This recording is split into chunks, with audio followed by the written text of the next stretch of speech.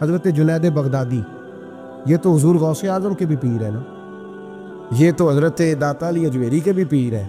حضرت جنید بغدادی کے بارے میں داتا صاحب نے لکھا ہے کشف المعجوب میں، فرماتے میں عالم بن گیا، پڑھ گیا، میرے ماموں بھی تھے، میرے مرشد بھی تھے حضرت سری سکتی رحمۃ اللہ علیہ، تو مجھے اکثر کہتے کہ جنید یار تقریر کیا کرے گا، آپ وسیلہ بنیں گے تو بات کیا کریں، کہتے میں ٹال دیتا۔ میرے نصیب دیکھو، ایک دن میں اپنے گھر میں سویا ہوا تھا تو اچانک بغداد کی ساری گلیوں نے مہکنا شروع کر دیا۔ فرماتے اچانک ٹھنڈی خوشبوئیں پھیل گئیں، میرے نصیب دیکھو کہ مجھے مصطفیٰ کریم کا دیدار نصیب ہو گیا۔ خواب میری وچ آیا ماہی تے میں گل وچ پا لیا باواں، تے ڈر دی ماری اکھ بھی نہ کھولاں کتے پھر بچھڑ نہ جاواں۔ کہتے حضور تشریف لائے تو مصطفیٰ نے بڑا ہی نوازا، محبوب نے بڑا ہی نوازا، کاش آپ کو لذت آئے اس بات کی۔ حضور نے اللہ اکبر بڑا ہی نوازا۔ کہتے محبوب جانے لگے تو ہلکا سا جملہ، میٹھی سی بات، ایک جملہ بڑا میٹھا سا، جاتے تو شیخ تسبیح رول رہے تھے، ادھر دیکھنا میری طرف، تسبیح پھیر رہے ہیں، اور تسبیح پھیرتے پھیرتے نا اچانک آنکھ اٹھائی اور میری طرف دیکھ کے کہنے لگے اب تقریر کرو گے نا؟ جڑے محرم کہتے ہیں وہ چپ کر گئے۔ چند منٹ کے وقفے کے بعد پھر فرمانے لگے اب کرو گے نا تقریر؟ کہتے اندر چور بیٹھا تھا، میں نے کہا حضور ہوا کیا ہے بتائیں تو صحیح۔ کہتے ہیں انہوں نے تسبیح چھوڑی، جبہ سمیٹا اور چہرہ میری طرف پھیرا، اور میں نے ان کی آنکھوں میں جو روشنی آج دیکھی پہلے کبھی نہیں دیکھی تھی، لب و لہجے میں جو جلال آج دیکھا وہ کبھی نہیں دیکھا تھا۔ فرماتے حضرت بولے نظر تو وہ ظالم نظر ہے، اٹھے تو بیڑا ہی پار کر دے، گرے تو خانہ خراب کر دے۔ فرماتے میں نے حضرت کا جلال دیکھا اور میری طرف دیکھ کے فرمانے لگے جنید کل جو رات گزری ہے مجھے خواب میں اپنے رب کا دیدار ہوا تھا، تو مالک نے پوچھا کہ سری کوئی بات بتا، تو میں نے عرض کی مولا ایک کی مرید تیار کیا ہے وہ بھی تقریر نہیں کرتا، کبھی تیرے حبیب کا ادھر کا پھیرا ہو تو ذرا جنید کو اشارہ کر جائے تو چلو میرا بھی کام بن جائے گا، لوگوں کا بھی نفع ہوگا۔ کہتے ہیں حضرت جنید بغدادی کہ میری چیخ نکلی، اللہ اکبر کہا تو میرے کپڑے پھٹ گئے، بغداد کی وہ مسجد ساری رونے لگی۔ کہتے میں قدموں میں گرا اور میں نے کہا محبوبہ مجھے معاف کر دے، مجھے تو آج پتہ چلا ہے کہ میرے اوپر مصطفیٰ بھی کرم فرمائے تو تیری دعاؤں کی برکت سے فرماتے۔ تقریر اتنا ضروری کام ہے کہ محبوب خود فرماتے ہیں جنید تقریر کیا کر بات یار، لوگوں کو فائدہ ہوگا۔ بغداد کا جو امیر تھا نا اس کو پتہ چل گیا کہ جناب جنید بغدادی رحمۃ اللہ تعالیٰ علیہ کی بڑی شہرت ہونے لگ گئی ہے، تو یہ جو حاسدی ہوتے ہیں نا یہ بڑی جلدی پیدا ہو جاتے ہیں، اور سب سے زیادہ حسد دینداروں سے ہوتا ہے، دیندار لوگوں سے لوگ حسد کرتے ہیں، سب سے زیادہ غیبت دیندار آدمی کی ہوتی ہے الا ماشاءاللہ۔ بادشاہ کو لوگوں نے کہا کہ بڑے لوگ عقیدت مند ہو گئے جنید بغدادی کے، ایسا نہ ہو کہ آہستہ آہستہ لوگوں کو اکٹھا کرے اور پھر اپنی فوج ظفر موج بنا کے وہ آپ کے مقابلے کھڑا ہو جائے۔ اب یہ جو بادشاہ ہوتے ہیں انہیں بغاوت کا بڑا ڈر ہوتا ہے، اور کرسی آپ کو پتہ ہے چیز ہی بڑی پیاری ہے، نہیں پتا تھانوں جے بھی نہیں پتا تو کتن پتا ہونا جے، سبحان اللہ حد ہو گئی ہے بھائی، کرسی پیاری ہوتی ہے کہ نہیں، جسے کدی ترلے نہ کریے نہ دینا جو دے بھی کری دینے، تو یہ پیاری ہے تو تب ہی ایسا ہوتا ہے نا۔ بس یہ دعا کرنا کل کا دن اللہ اس ملک کے لیے امن کا دن گزارے، اور اللہ اپنے حبیب کا صدقہ کوئی ایسی ٹھنڈی ہوا بھیجے کہ اس ملک کے دکھ دور ہو جائے، بس یہ دعا کرو۔ خیر جنید بغدادی کے بارے میں جب لوگوں نے بدگمان کیا نا بادشاہ کو، تو بادشاہ نے چال چلی، دنیا بڑی ظالم ہے، دنیا داری کے لیے بندہ بڑے پاپ اور بڑے بکھیڑے کرتا ہے۔ ایک خوبصورت دوشیزہ نوجوان لڑکی بادشاہ نے تیار کر کے بھیجی، اس کو جملے یاد کرائے رٹائے کہ تو نے کہنا کیا ہے جا کے۔ حضرت جنید بغدادی رحمۃ اللہ علیہ کے پاس آئی اور پتہ کیا کہتی ہے؟ کہتی ہے میں آپ کی عقیدت مند ہوں، کنیز بن کے آئی ہوں، دین سیکھنے آئی ہوں، اللہ اللہ سیکھنے آئی ہوں، آپ اس طرح کریں بی بی منوا لو۔ بادشاہ کو بڑا غصہ آیا کہ میرے محل کی سب سے خوبصورت عورت جنید بغدادی کے یہاں گئی، مر گئی۔ پیغام بھیجا، جنید میرے دربار میں آؤ۔ حضرت جنید بغدادی فرمانے لگے، فقیر کا بادشاہوں سے تعلق ہی کوئی نہیں، میرا بادشاہوں سے تعلق، میں نے کیا لینے آنا؟ تجھے کوئی کام ہے تو الگ بات ہے، مجھے تجھ سے کوئی کام نہیں۔ بادشاہ کو اور غصہ آیا، میرے پاس نہیں آیا، گھوڑے تیار کیے، لشکر بنایا، حضرت جنید بغدادی کے پاس پہنچ گیا۔ جب آپ کے دربار میں آیا نا تو حضرت جنید بغدادی رحمۃ اللہ علیہ بیٹھے تھے، پورے غصے کے ساتھ آ کے بیٹھا، کہنے لگا بڑا تو فقیر بنا پڑتا ہے، ولی بنا پھرتا ہے، بی بی مار دی، بڑا فقیر بنا پھرتا ہے، عورت مار دی۔ حضرت جنید بغدادی نے آنکھ اٹھائی، فرمانے لگے نہ میں مارنے کا اختیار رکھتا ہوں نہ زندہ کرنے کا اختیار رکھتا ہوں، زندگی بھی میرا اللہ دیتا ہے، موت بھی اللہ دیتا، میرے پاس اختیار ہی نہیں۔ بادشاہ نے بات سنی تو ٹھہر گیا، کہنے لگا بی بی کیسے مر گئی؟ آپ فرمانے لگے میں آنے لگا تھا تیرے رستے میں، تو نے مجھے ہٹانے کا بندوبست کیا، اور بی بی آنے لگی تھی میرے اللہ کے رستے میں، اللہ نے اسے دور کرنے کا بندوبست کر دیا۔ میں تیرے اور دنیا کے درمیان آنے لگا تھا نا، تو نے مجھے سائیڈ پہ کرنے کا بندوبست کیا، بی بی میرے اور رب کے درمیان آنے لگی تھی، اللہ نے اسے سائیڈ پہ کر دیا۔ دنیا داری کیا ہے جو اللہ اور بندے کے درمیان آ گئی؟ آج یہ دلوں پہ زنگ چڑھے ہیں، یہ دنیا داری کے زنگ ہیں۔ جب آپ کو اپنے پتہ کب اندازہ ہوگا آپ کو کہ دنیا آپ پہ چڑھ گئی ہے؟ جب اپنے سوا کوئی اچھا نہ لگے۔ پہلی بات جو ہمارے مشائخ نے لکھی ہے، جب سوائے اپنے کوئی اچھا نہ لگے تو پھر آپ دنیا دار ہیں۔ جب سوائے اپنے تو کسی کا فائدہ سوچنے کی صلاحیت چھوڑ دے، اور سوائے اپنے تو کسی کا بھلا نہ سوچے تو دنیا دار ہے۔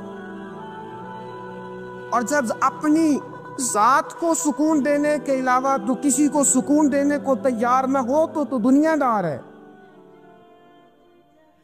اور جب تیری آنکھ کھلے تو پھر بھی تجھے اپنی ذات نظر آئے، اور تیری آنکھ بند ہو تو پھر بھی اپنا ہی آپ دکھائی دے، پھر تو دنیا دار ہے۔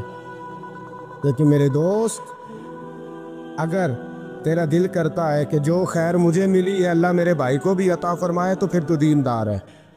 داتا گانی بخش علی اجمیری رحمۃ اللہ تعالی علیہ آپ فرماتے ہیں کہ حضرت جنید بغدادی کا مرید تھا، 4 دن پیر صاحب کے پاس آیا تو بعد میں خود پیر بن گیا، خود پیر بن گیا۔ حضرت صاحب رحمۃ اللہ تعالیٰ نے دیکھا آ نہیں رہا، مرید اولاد ہوتے ہیں، ان سے پیار ہوتا ہے، ان کو اہمیت دی جاتی ہے، اور بعض اوقات غلط فہمی کا شکار بھی ہو جاتے ہیں، اہمیت دی گئی، یار نظر نہیں آ رہا، آپ نے سوچا شاید بیمار ہو گیا ہے۔ حضرت جنید بغدادی خود گھر تشریف لے گئے۔ حضرت جنید بغدادی جن کا ولیوں میں اس طرح مقام ہے جس طرح حضرت جبریل امین کا فرشتوں میں مقام ہے، اتنا بڑا، چل کے گھر گئے اور جا کے کہا السلام علیکم، کہتا جی وعلیکم السلام، کہتا تو آتا کیوں نہیں؟ کہتا مجھے اب آپ کی ضرورت ہی نہیں، میں اب خود بڑا پرہیزگار ہوں، مجھے کیا ضرورت ہے میں کسی کو اپنا بڑا مانوں، میں خود بڑا پرہیزگار ہوں۔ فرمایا ہوا کیا؟ کہنے لگا جی رات جب میں سوتا ہوں تو 2 فرشتے آتے مجھے براق پہ بٹھاتے ہیں اور جنت کی سیر کراتے ہیں، براق پہ بٹھاتے ہیں اور اللہ اکبر جنت کی سیر کراتے ہیں، میرے ہاتھوں کے تراشے ہوئے مٹی کے صنم آج بت خانے میں بھگوان بنے بیٹھے، میرے ہاتھوں کے تراشے ہوئے مٹی کے صنم، دیکھو تو صحیح، آج بت خانے میں بھگوان بنے بیٹھے۔ اور رائے پوری کہنے لگے وہ پتھر جن کو سکھائی تھی قوت گویائی ہم نے، وہ جب بولنے لگے تو ہم پر ہی برس پڑے، بولنے لگے تو وہ ہم پر ہی برس پڑے۔ کہنے لگا جی اب تو میں اللہ خیر کرے بڑا اونچا اڑ رہا ہوں، آپ کبھی گئے جنت میں؟ آپ مسکرا پڑے، فرمانے لگے بھیلیا آج جب جنت میں جائے تو ذرا لا حول ولا قوت بھی پڑھ لینا، آج جب جنت میں جائے تو ذرا وہ بھی وہ کہنے لگا چلو ٹھیک ہے پڑھ لوں گا، اٹھ کے ملا بھی نہیں، حضرت واپس آ گئے۔ رات کو خواب آئی، جنت میں جانے لگا تو خیال آیا، جناب جنید بغدادی نے کہا تھا پڑھ ہی لوں، پڑھنے لگا لا حول ولا قوت الا باللہ۔ آنکھ کھلی تو روڑی کے ڈھیر پہ بیٹھا تھا، روڑی کے ڈھیر پہ بیٹھا تھا۔ وہ جو بھاگ رہے تھے ان سے پوچھنے لگا او مجھے کہاں چھوڑ کے جا رہے ہو خواب میں؟ وہ کہنے لگے شیطان کے مختلف روپ تھے، تو اصل میں حضرت جنید کے پاس زیادہ آنے جانے لگا تھا تو اللہ کے قریب ہونے لگا تھا، تو ہم نے چکر چلا کے تجھے وہاں سے روکا، تو بیوقوف ہے، سمجھ نہیں آئی۔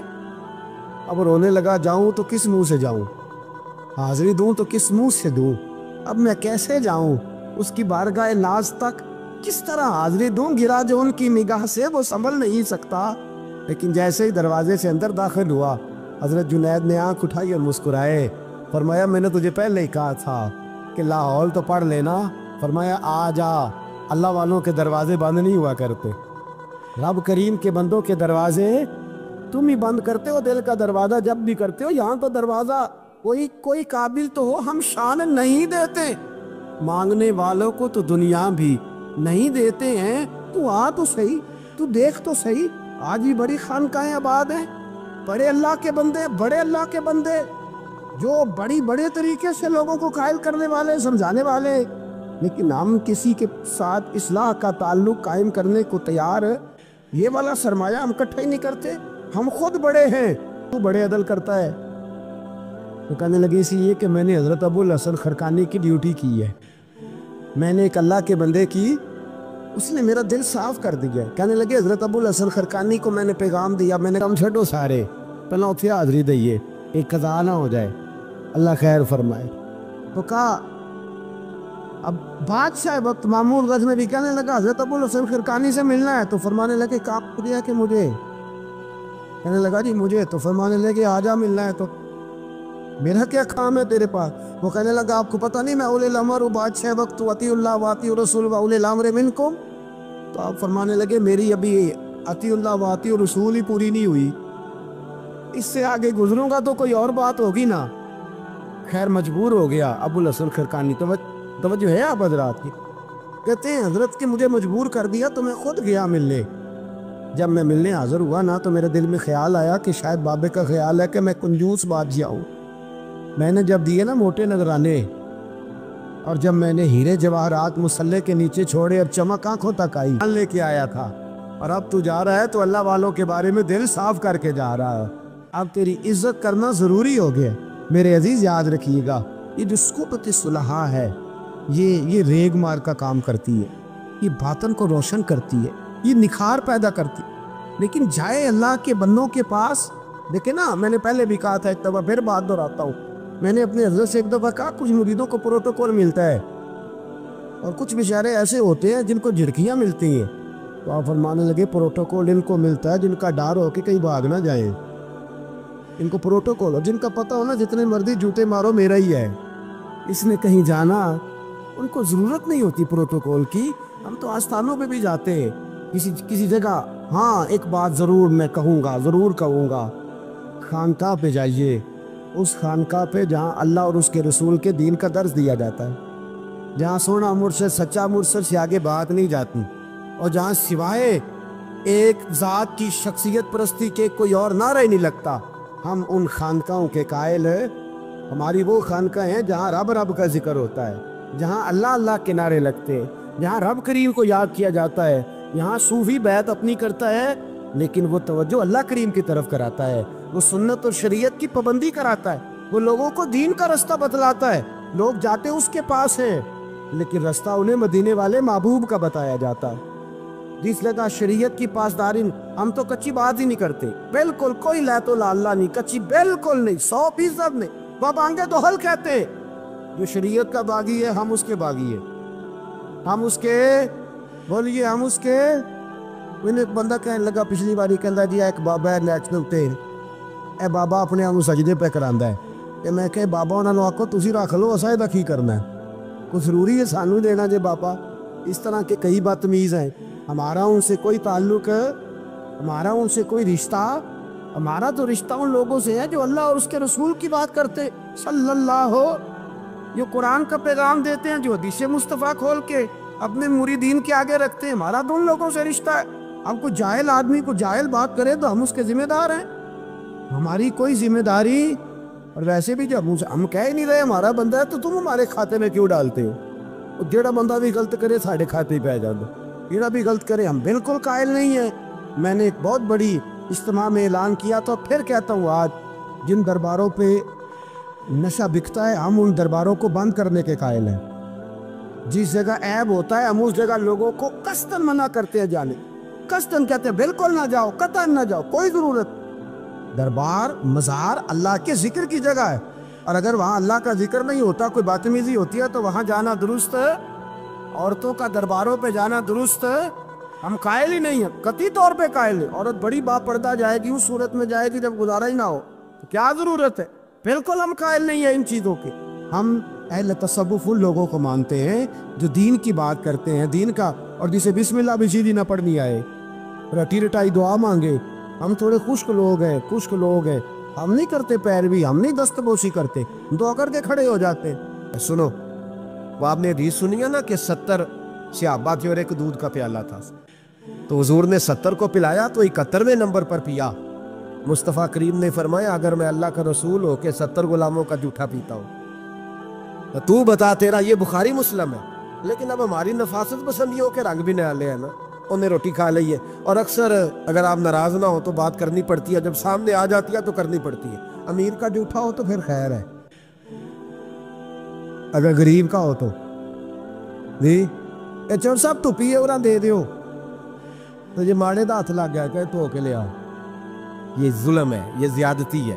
اس کا مطلب ہے نفاستیں بھی ہم دولتوں سے آئیں گی، دولت سے آئے گی، معاذ اللہ سن۔ بہرحال عنوان نہیں، حضرت جابر بن عبداللہ رضی اللہ تعالی عنہ، بخاری مسلم ہے، کہتے ہیں جب خندق کی جنگ ہو رہی تھی نا، غربت بڑی تھی، قحط بڑا تھا، صحابہ پریشان تھے، 2-2 3-3 پتھر پیٹ پہ باندھے ہوئے۔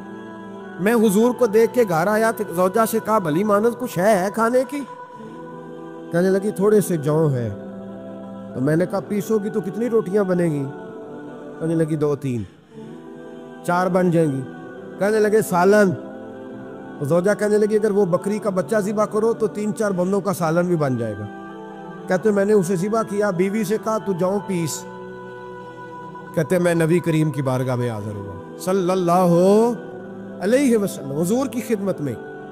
زوجہ کہنے لگی کان میں کہنا حضور کے سارے نہ آئیں، جس طرح لیڈروں کے کھانے اندر ہوتے ہیں علیحدہ، اور جو نعرے لگا رہے ہوتے ہیں نا سویر سے انہیں ڈبہ ملتا ہے، لیکن وہ پھر بھی نعرے لگاتے ہی رہتے ہیں۔ مجھ پہ الزام لگنے لگا ہے کہ آپ سیاست دانوں کو ہر جمعے میں رگڑا دیتے ہیں، تو میں کہ انہوں نے صحیح کار چھوڑو پھر اسی مڑ جانے ہیں، اتنا کو سیاڑے ہو جائیں۔ یہ سیاڑے نہیں ہو رہے، ہمیں بات کرنے کی بھی اجازت نہیں۔ شعر کہہ دیتا ہوں کہ ہم آہ بھی کرتے ہیں تو ہو جاتے ہیں بدنام، وہ قتل بھی کر دے تو چرچا نہیں ہوتا، انہوں نے کدے پوچھا جے سانی آنکھیں دے چوپ رہو۔ لیکن بھائی یہ اس منبر کا تقاضا ہے، میرے امام اعظم کا فتویٰ ہے، جو عالمی حالات سے باخبر نہ ہو وہ جمعے کا خطبہ نہ دے۔ وہ جو رٹی رٹائی باتیں ہم سے نہیں ہوتی، اس لیے کہ جلال بادشاہی ہو یا جمہوری تماشا ہو، جدا ہو دین سیاست سے تو رہ جاتی ہے چنگیزی۔ حق بات انشاءاللہ ہو رہی ہے اور ہوتی رہے گی، وہ بات صاف ستھری ہے۔ اگر کوئی بات ایسی ہوگی تو وہ بات اگر غوث پاک اپنے خطبہ جمعہ کے اندر کہہ سکتے ہیں کہ میں ظالموں کو حکمران نہیں بننے دوں گا، تو ہم تو ان کے نوکر ہیں نا، پھر ہم قادری کیسے ہوئے اگر غوث پاک کے طریقے پہ عمل ہی نہ کریں تو۔ اس لیے مہربانی کرے ہمیں کوئی شخص ایسا مشورہ نہ دے، بلکہ کئی دفعہ ظلم ہوتا ہے، جب کوئی مشورہ دیتا ہے تو اور تیز ہونے دل کرتا ہے۔ اس لیے مہربانی کریں ایسی کوئی مشاورت نہ کریں، بالکل جو غلط بات کرے گا اس پہ ہم بولیں گے، اور آہستہ آہستہ نہیں، کھل کھلا کے بولیں گے، بالکل بولیں گے، اس لیے کہ اللہ نے زبان دی ہے، وہ کسی وڈیرے کے قدموں میں بیٹھنے کے لیے نہیں دی، وہ رسول اللہ کے ترانے پڑھنے کے لیے دی ہے۔ ترانے پڑھنے، اگر حضرت بلال رسیوں میں بند ہو کے اور ابو لہب اور عتبہ اتیبہ اور عبداللہ بن جدان اور امیہ بن خلف جیسے لوگوں کے بیچ کھڑے ہو کے کہہ سکتے ہیں نہیں بات جو سچی ہے وہ کی جائے گی، تو ہم ممبر رسول پہ بیٹھ کے نہیں کہہ سکتے؟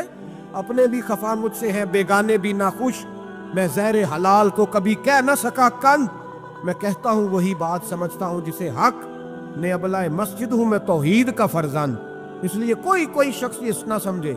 हाँ, ये बात अलहदा है कि हमारा सियासी एजेंडा कोई नहीं, हमारा एजेंडा रसूलुल्लाह की नौकरी है सल्लल्लाहु अलैहि। सियासी एजेंडा कोई नहीं अल्लाह के वज की। मोहब्बत तो सियासत का चलन छोड़ दिया।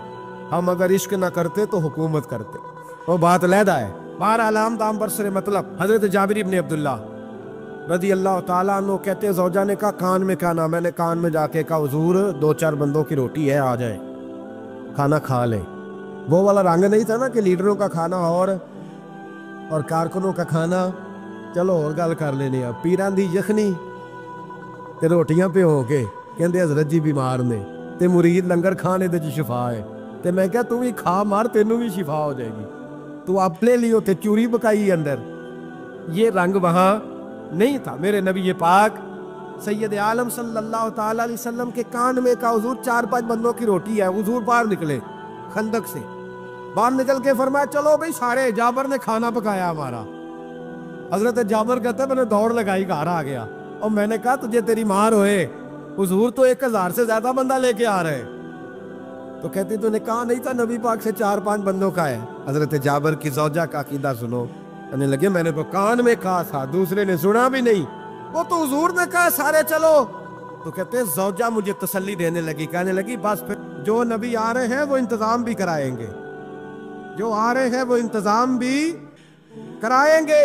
क्या कहा मौलाना हसन रजा ने, कलम तोड़ दिए। कहने लगे आज जो ऐब किसी पर नहीं खुलने देते, आज जो ऐब किसी पर नहीं खुलने देते, अरे कब वो चाहेंगे मेरी हशर में रुसवाई हो, दिल में हो याद तेरी कूचाए तन्हाई हो, फिर तो खलवत में अजब अंजुमन आराई हो। कहते हुजूर आए 1000 से ज्यादा का लश्कर लेके और मुझे फरमाने लगे रोटियां ना पकाना, पहले आटा मेरे पास लाओ और चूल्हे से खाना ना उतारना, मुझे ले जाओ। कहते मैंने सालन भी पेश किया, रोटियां भी। हुजूर ने थोड़ा सा लवाबे दहन आटे में डाल दिया, लवाबे दहन थोड़ा सा लवाबे दहन हंडिया में डाल दिया। फरमाया अब निकालते जाओ और खाते जाओ, मेरा जूठा हो गया अब निकालते जाओ। हजरत जाबिर इब्न अब्दुल्लाह कहते हैं 1400 बंदे ने खाया, हमें नहीं पता रोटियां किधर से आई, इतनी बरकत हुई पता नहीं किधर से आई, सालन पता नहीं किधर से आया। कहते हैं सारे सैर होके खा लिया। तो फरमाया चलो भी जाओ जाके काम करो। मुझे फरमाने लगे अब तू भी खा, आ जा बच्चे भी बुला। कहते सब ने खाया।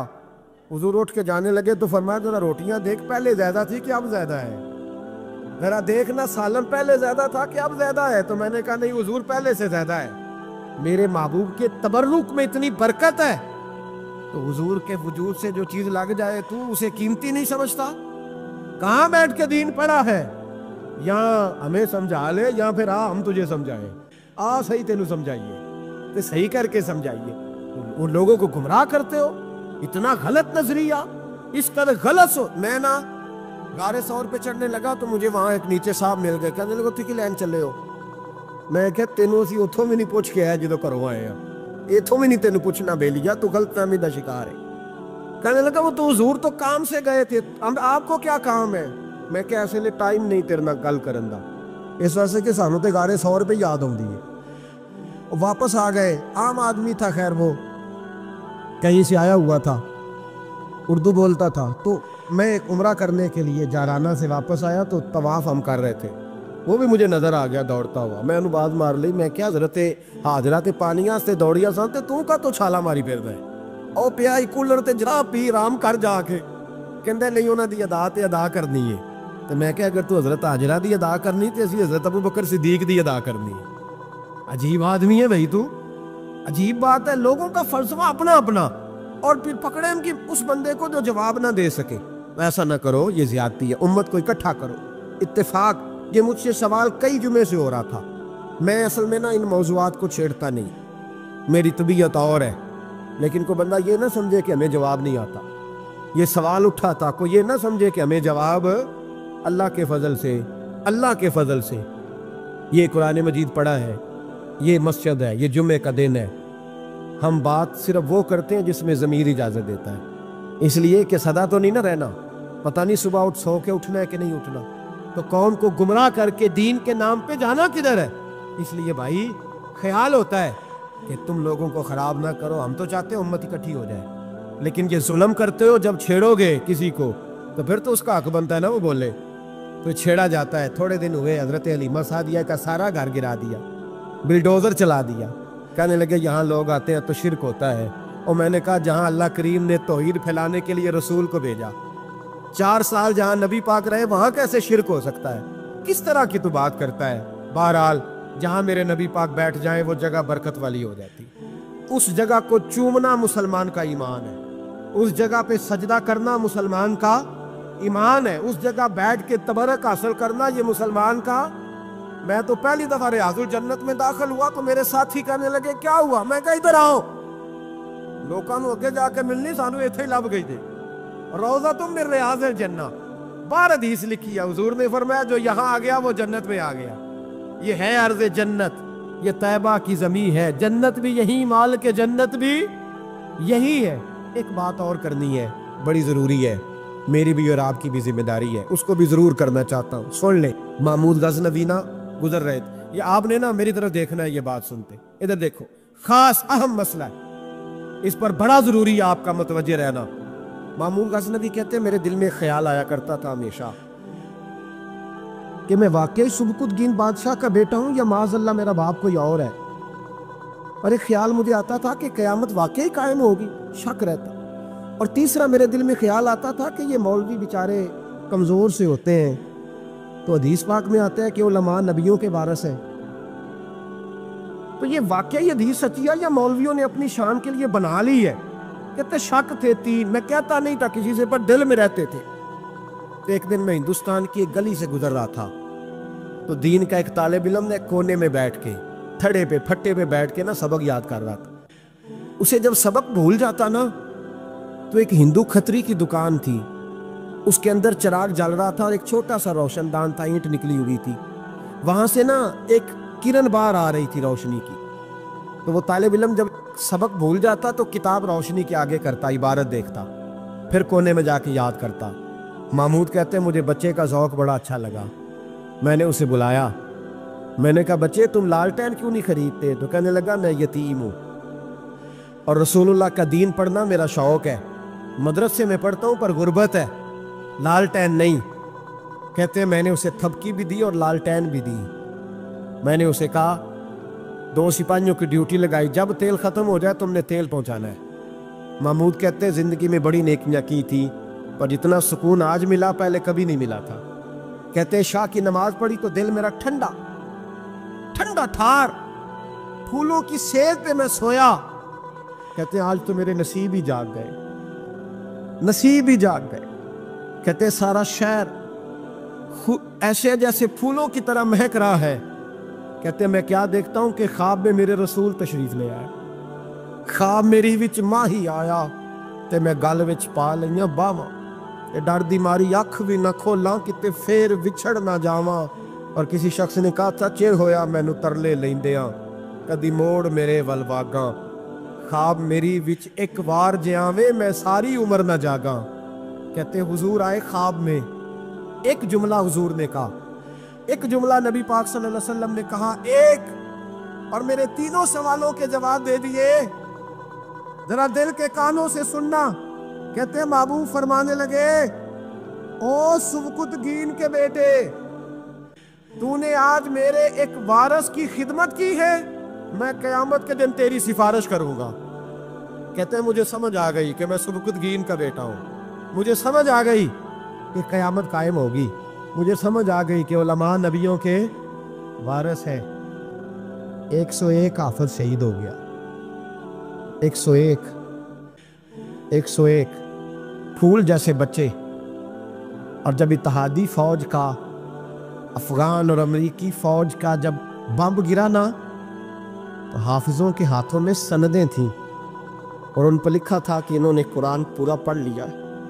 ان کے ہاتھوں میں نا ان کے سروں سفید رنگ کی پگڑیاں تھیں. خبر یہ تھی کہ یہ آج رسول اللہ کے دین کے قرآن کے حافظ ہو گئے. نہ کسی نے کوئی ملی ترانہ پڑھا ہے, نہ بریکنگ نیوز رہی ہے. پشاور میں ایک سکول پہ حملہ ہوا تھا, وہ بھی پٹھانوں کے بچے تھے, یہ بھی پٹھانوں کے.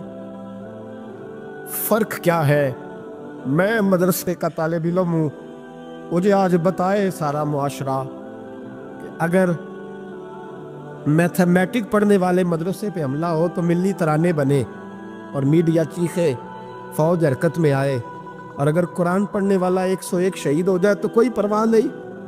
میں نے پرسوں کہا تھا کسی کا ایک شعر، میں نے وہ کہا تھا، بھیج خدا عیسیٰ کو اب نازل کر دے مہندی کو، بھیج خدا عیسیٰ کو اب نازل کر دے مہندی کو، آ دیکھ دجال آزاد ہوئے اور پھولوں کے کیا حال ہوئے۔ کوئی نہیں بولا۔ 17 جنازے کشمیر کے ایک دن اٹھے ہیں، 17۔ امریکہ کا کتا بھی مر جائے تو اسلامی ملکوں کے وزیر اعظم پہنچ جاتے ہیں کہ وہ کہیں دہشت گردوں نے تو نہیں مار دیا۔ مجھے کو بتائے تو صحیح، کشمیری دہشت گرد ہے، افغانستان والے دہشت گرد ہیں، سب سے بڑا دہشت گرد وہ ہے جس نے قرآن پڑھنے والوں پہ حملہ کیا ہے۔ اور مجھے شکوہ ہے اپنے میڈیا سے بھی، مجھے شکوہ ہے ان سب اداروں سے جو اس کو، ہم نے بڑا احتجاج کیا تھا، تڑپ کر بولے تھے ہم جب بچوں پہ حملہ ہوا۔ میری ریکارڈنگ آپ اٹھا کے دیکھیں، اتنی سخت تقریر شاید ہم نے کبھی نہ کی ہو، لیکن حافظ اگر کٹ جائیں تو کوئی پرواہ نہیں، حافظ اگر کٹ جائیں تو کوئی پرواہ نہیں۔ یہ بچے ہمارے پاس قرآن مجید یاد کرتے ہیں، ہم سے کوئی پوچھے ان کا درد کیا ہے، ہم سے کوئی پوچھے ان کی تکلیف کیا ہے۔ وہ حافظ جتنے 4 سال لگا کے ایک ٹانگ پہ بیٹھ کے پورا قرآن یاد کیا، ایک ٹانگ پہ، اور جس دن اس کا مکمل ہوا تم نے بمب سے اس کی بوٹیاں بکھیر دیں۔ امریکہ ٹوٹنے والا ہے، لیکن ہمیں اس کے ٹوٹنے سے زیادہ افسوس نہیں، ہمیں ان پہ زیادہ افسوس ہے جو ظالم اس کے اتحادی بنے ہوئے ہیں، جو مسلمان کہلا کے اس کے اتحادی بنے ہوئے ہیں۔ تم نے رسول اللہ کو منہ دکھانا ہے۔ یاد رکھنا، یہ طالب علم میرے نبی کے دین کے وارث ہیں۔ حضور نے فرمایا ہے 70 آدمی ساری رات کھڑے رہ کے عبادت کریں، ایک عالم عشاء پڑھ کے سوئے، فجر کے وقت اٹھے، پھر بھی اللہ رسول کی نظر میں عالم کی زیادہ قدر ہے۔ امریکہ کو خدشہ ہے علماء سے، وہ ڈرتا ہے رسول اللہ کا نام لینے والوں سے، لیکن ہم انہیں بتائیں گے، میں نے تہیہ کیا ہے، میں ایک چھوٹا آدمی ہوں، پر میں نے تہیہ کیا ہے ذاتی طور پر کہ اگر ہم 40 بچوں کو قرآن مجید یاد کراتے تھے تو اب ہم 100 بچوں کو کرائیں گے۔ جو 100 کو کراتا تھا اب 200 کو کرائے گا انشاءاللہ تعالی۔ ان ایک ایک بچوں کی شہادت کے عوض ہم سینکڑوں بچوں کو قرآن مجید یاد کرائیں گے، اور تمہیں بتائیں گے یہ مصطفیٰ کا دین ہے، اسلام کی فطرت میں قدرت نے لچک دی ہے، اتنا ہی یہ ابھرے گا جتنا کہ دبا دو گے۔ یہ مدارس پہلے بھی حکومتیں نہیں چلاتی، یہ رسول اللہ کے نوکر چلاتے ہیں۔ اس پر تھوڑا غور تو کرنا۔ حضرت جناب سیدنا فاروق اعظم رضی اللہ تعالیٰ، حضرت عمر فاروق کے صاحبزادے کی ملاقات ہو گئی حضرت عبداللہ بن سلام رضی اللہ تعالیٰ عنہ سے۔ یہ تورات بھی جانتے تھے، پھر قرآن مجید کا علم بھی انہوں نے حاصل کیا، مسلمان ہوئے، بہت بڑے عالم صحابی تھے۔ تو حضرت عمر فاروق کے بیٹے سے فرمانے لگے تو کفل جہنم کا بیٹا ہے۔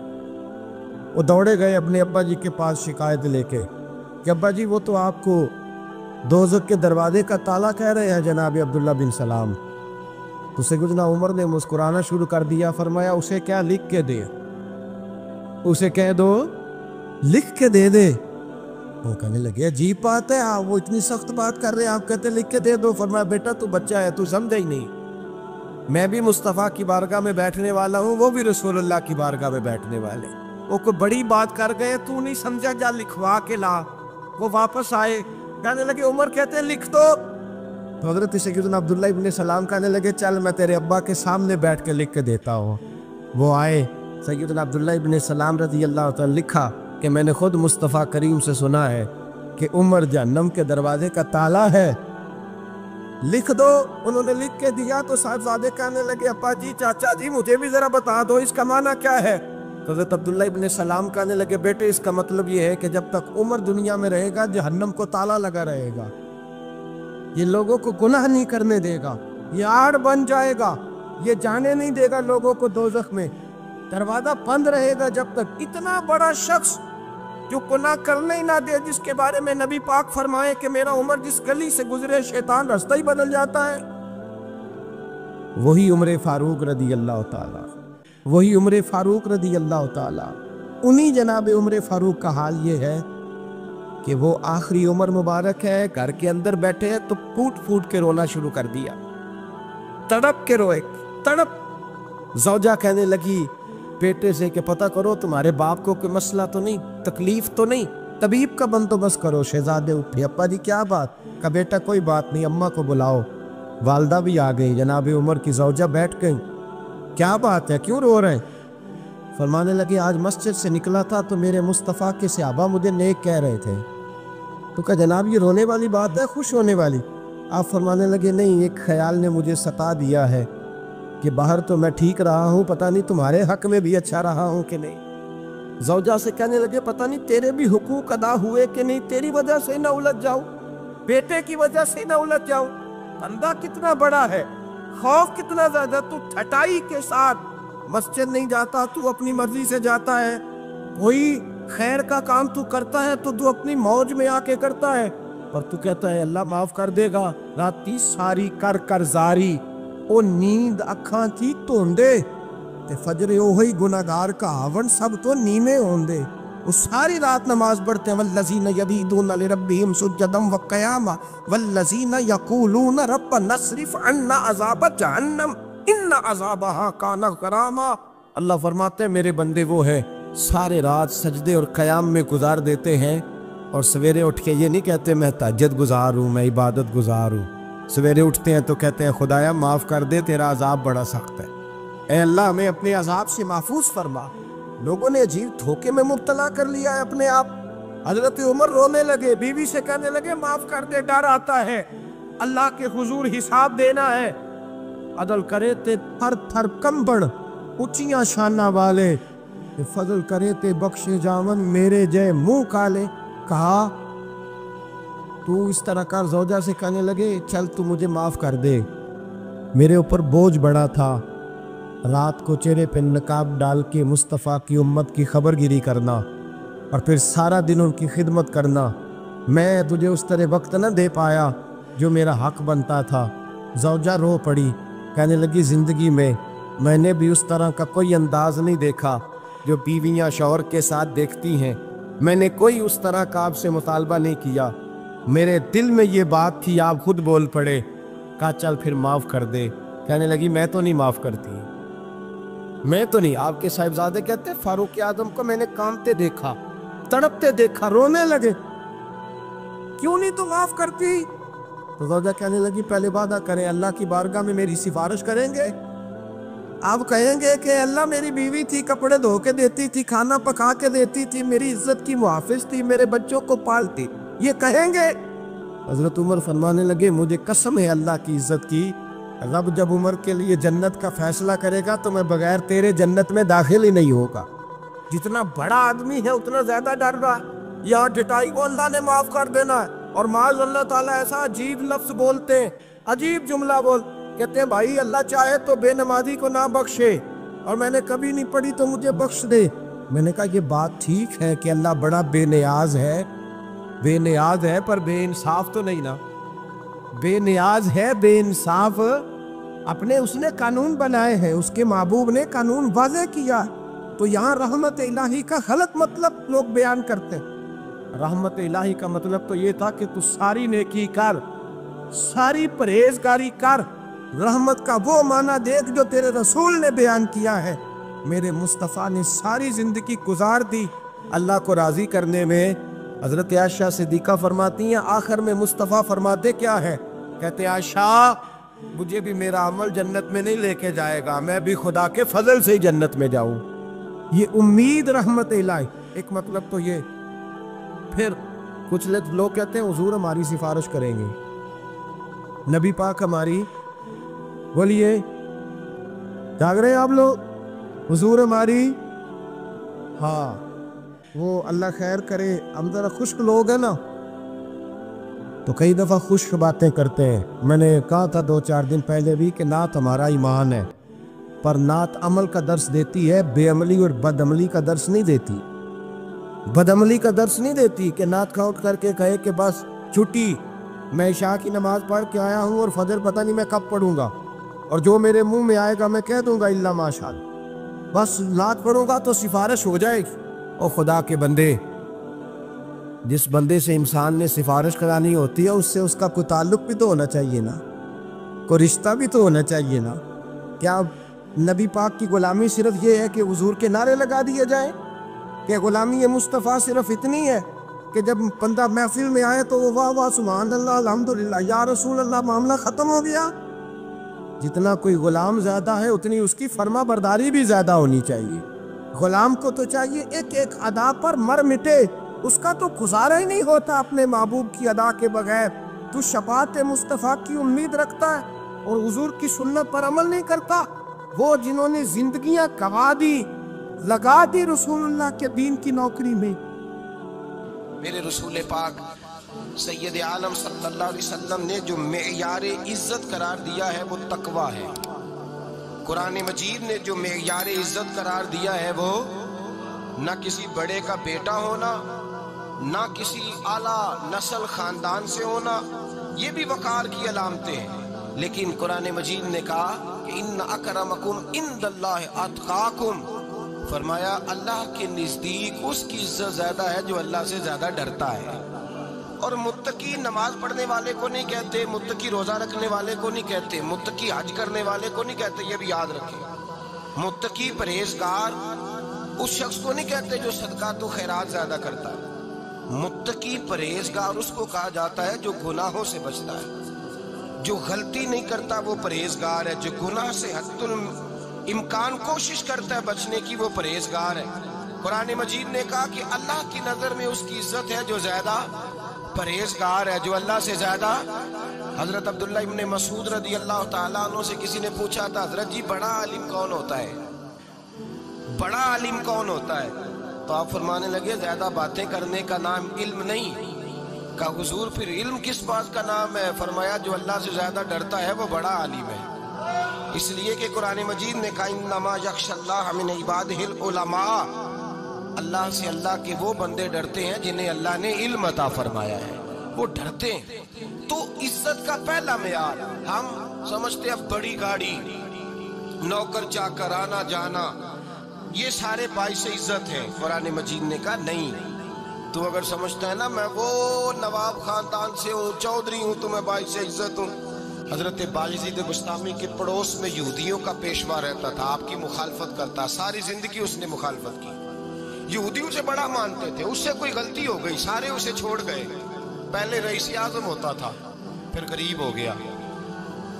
ایک دن حضرت بایزید بسطامی گھر آئے تو بچے کے رونے کی آواز آئی، زوجہ سے پوچھنے لگے اس کا بچہ کیوں روتا ہے؟ تو کہنے لگی آپ کو پتہ ہے نا اب لوگ اسے چھوڑ گئے ہیں تو گھر میں دیا نہیں جلتا، بچہ چھوٹا ہے اندھیرے میں روتا ہے۔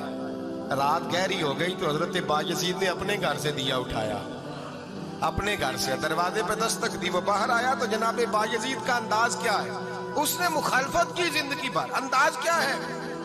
باہر آتے ہی نا آپ فوراً اس کو بولنے نہیں دیا، کہنے لگے او بھائی سن لے، میں پہلے بھی آ سکتا تھا، دیر سے اس لیے آیا ہوں کہ گلیاں سنسان ہو جائیں، لوگ سو جائیں، تجھے اور مجھے کوئی نہیں دیکھ رہا ہے کہ میں ہوں دوسرا تو ہے، اور تو مجھے اچھی طرح جانتا ہے بایزید وہ نہیں کہ جو نیکی کرے گا اور دنیا کو بتائے گا، میں تیرا راز بھی رکھوں گا۔ اور بچے تو معصوم ہوتے ہیں نا، فرمایا میرے بڑے ہو گئے تیرے چھوٹے ہیں، یہ پکڑ لے دیا گھر میں لے جا، اور میں میرا وعدہ ہے کسی کو ساری زندگی اس نے مخالفت کی۔ وہ شخص کہتا ہے مجھے بولنے کا موقع ہی نہ دیا، دیا دے کے چلے گئے۔ اگلی شام پھر آئی، رات گہری ہوئی تو پھر دروازے پہ دستک ہوئی، میں باہر گیا، نیا چراغ، نئی بتی، نیا دیا، کہنے لگے دیکھ کوئی نہیں دیکھ رہا، میں اس وقت آیا ہوں جب تنہائی ہو، اور تو مجھے جانتا ہے میں غلط بات بھی نہیں کرتا، یہ دیا رکھ لے، میں کسی کو بتاؤں گا بھی نہیں۔ کہتے چلے گئے۔ تیسرا دن آیا تو وہ یہودی کہتا ہے میرے صبر کا بندھن ٹوٹ گیا، میں ٹوٹ گیا، ان کی نیکی نے مجھے خرید لیا، ان کے معاف کرنے نے ان کی عزت میرے دل میری روح میں بڑھا دی۔ کہتے ہیں جب دروازے پہ دستک دی میں باہر آیا، انہوں نے دیا تھمایا، کہنے لگے دیکھ بھی کوئی نہیں رہا، اور تو مجھے جانتا ہے میں مصطفیٰ کا غلام ہوں، میں جھوٹ بھی نہیں بولتا، میں بتاؤں گا بھی نہیں، تیرا راز رکھوں گا۔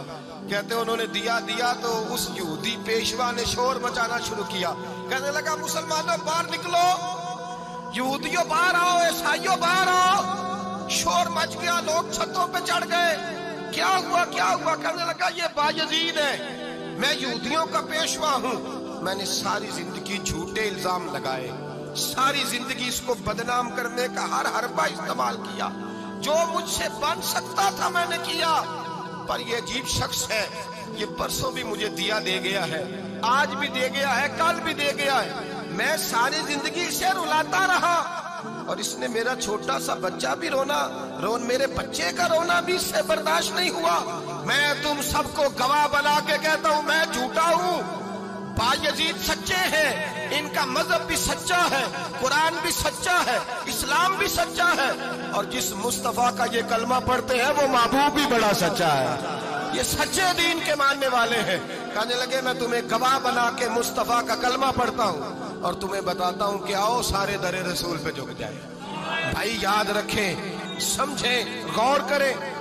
इज्जत दरगुजर से, अब इस पर मैं ज्यादा बात नहीं कर सकता। इज्जत दरगुजर से मिलेगी। एक तो आपको इज्जत आजिज़ी से मिलेगी, तकवे से मिलेगी, इज्जत दरगुजर से मिलेगी, इज्जत कनात से मिलेगी, इज्जत कम बोलने से मिलेगी। और अगर ज्यादा इज्जत लेनी है और इज्जत इतनी लेनी है कि छा जाओ दुनिया में, अगर छा जाने का शौक हो ना, तो फिर रब फरमाता है मेरे मुस्तफा की गुलामी कर लो, फिर मेरे नबी के हो जाओ। कुल इन कुंतुम तुहिब्बूनल्लाह फत्तबिऊनी युहब्बिबकुमुल्लाह। फरमाया तुम मेरे नबी के हो जाओ, दुनिया भी तुम्हारी और दुनिया बनाने वाला खुदा भी तुम्हारा हो जाएगा। तुम मेरे गुलामी मुस्तफा में इज्जत है, रसूलुल्लाह की नौकरी में, और कसम अल्लाह की बड़ी इज्जत है, बड़ी इज्जत है, बड़ा वकार है, बड़ा प्यार, बड़ा हुस्न है, बड़ी राहनाई, बड़ा ठहराव है। यार वो जो लोग कहते हैं ना मैं पता नहीं कौन हूँ, कहाँ का रहने वाला हूँ, यार नहीं लोग पूछते तू कौन था, तेरी बरादरी क्या है, तू कहाँ का है, नहीं पूछते।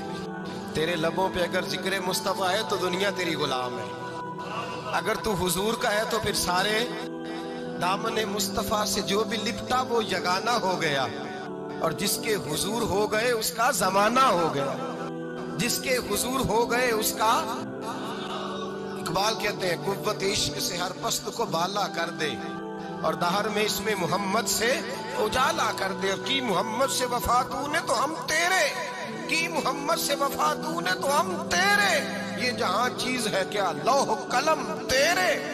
रसूलुल्लाह की गुलामी इज्जत देती है, नबी पाक की नौकरी, अल्लाह करे आप बोल पड़े आमीन कहना, नबी पाक की गुलामी इज्जत है, हुजूर की गुलामी।